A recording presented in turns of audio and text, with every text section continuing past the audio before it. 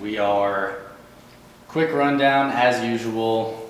Didn't film on time, any of that good stuff, but I think we'll catch everybody up to speed here. So this is a 1991 Jeep Cherokee. I bought it, the transmission was out, it was done, it wouldn't go. So I swapped the transmission already. Of course I didn't record that, so missed all that. One of these days I'll get that on film. And as soon as I took it for a test drive, a couple things. It was overheating, the fan clutch is totally toast, it's free spinning, so I'll show you that later when I replace that. It was leaking a ton of transmission fluid, it was leaking a ton of engine oil as well. So we're fixing the leaks right now, and then I've got a new radiator and I'll fix the overheating later. So, of course I'm halfway through. I've already got the pan off for the transmission as well as the oil pan. And I've got the gaskets sitting aside. But a couple things to notice here, and there's another leak we'll talk about. So for the transmission pan, it's really straightforward. You know, all the way back there. I'll get a better shot later, but it's like 15 bolts or something like that, and it's really easy. There's no issue. You take them all out, drop the pan, no clearance issues, everything comes out easily. Drain the fluid first, of course.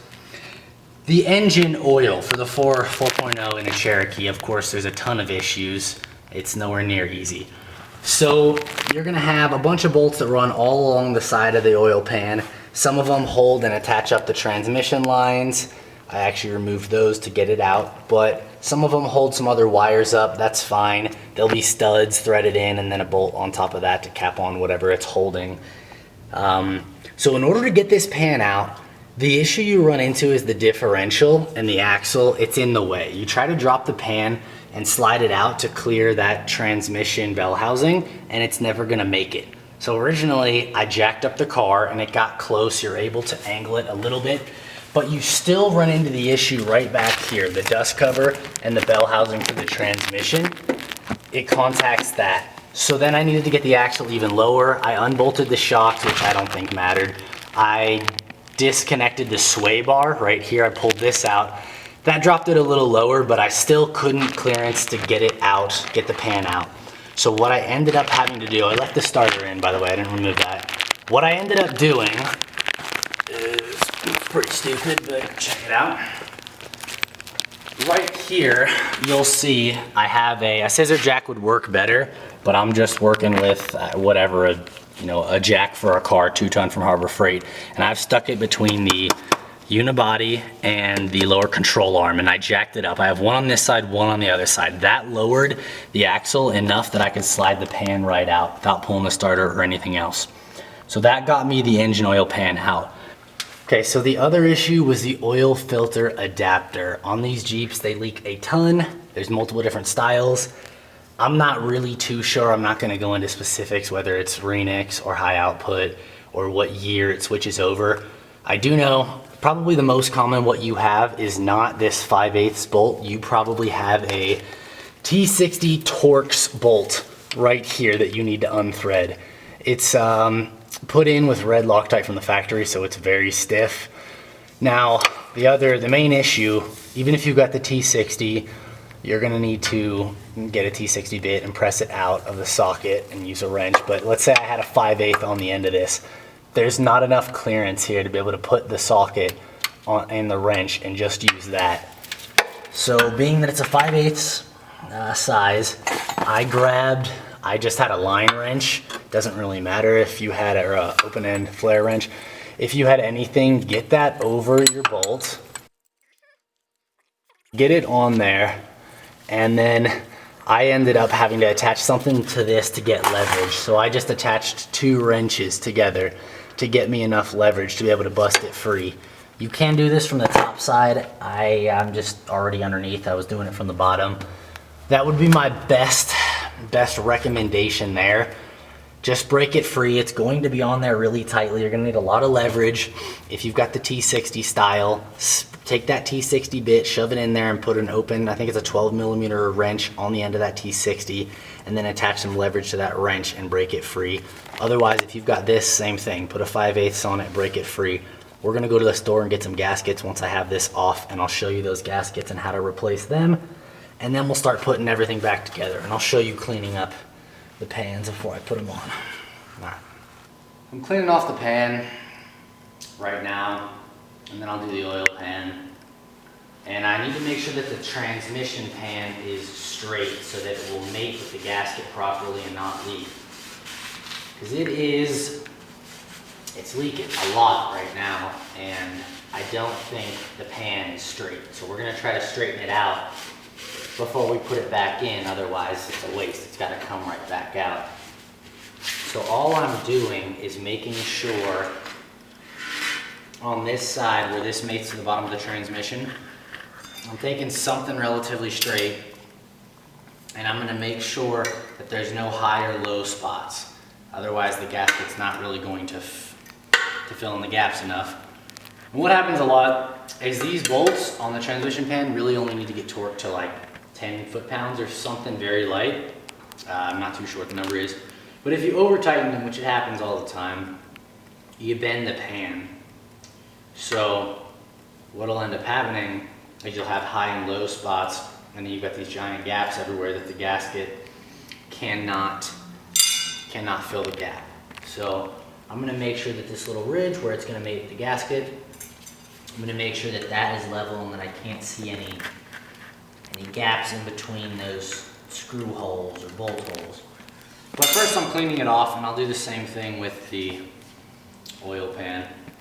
I'm using brake cleaner on everything on the inside of the pans, engine degreaser on the outsides. That's all I'm doing.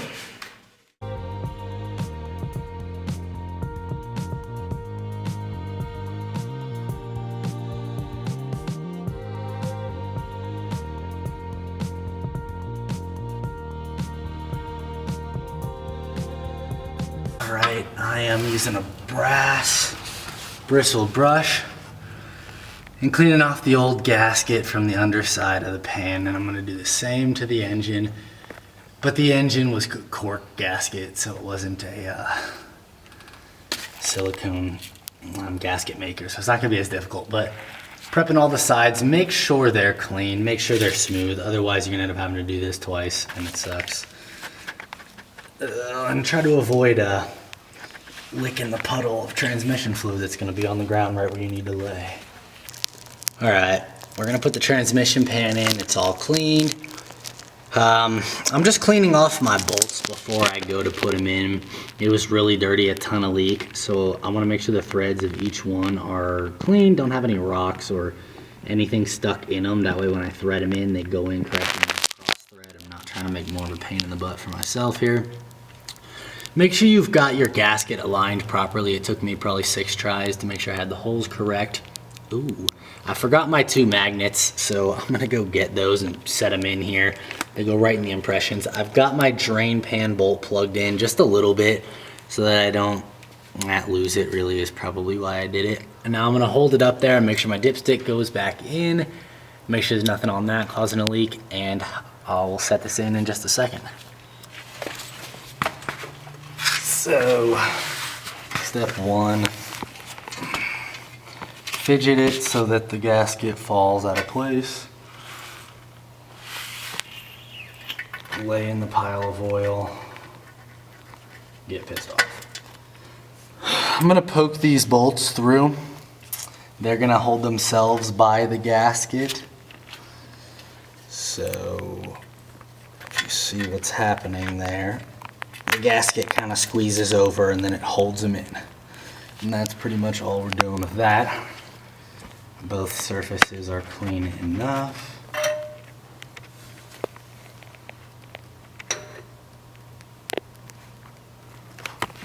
Alright, make sure you don't.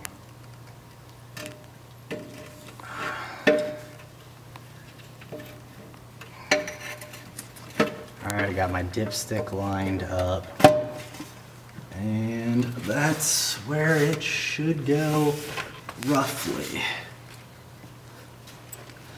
So now, I wouldn't use any machine tools or impact wrench. You're just gonna end up messing something up. I'm gonna put all these in, at least start them by hand. If you wanna use the impact after that, it's your funeral, but at least start everything by hand so you can make sure it's not cross-threaded. Now I'm gonna do one at the bottom, do like a star pattern, 4 corners. And then I will go around and snug everything up to where it's almost tight or just pretty much tight enough. And after I've got everything snug and even, then I'll go and torque them down just by hand. And at that point,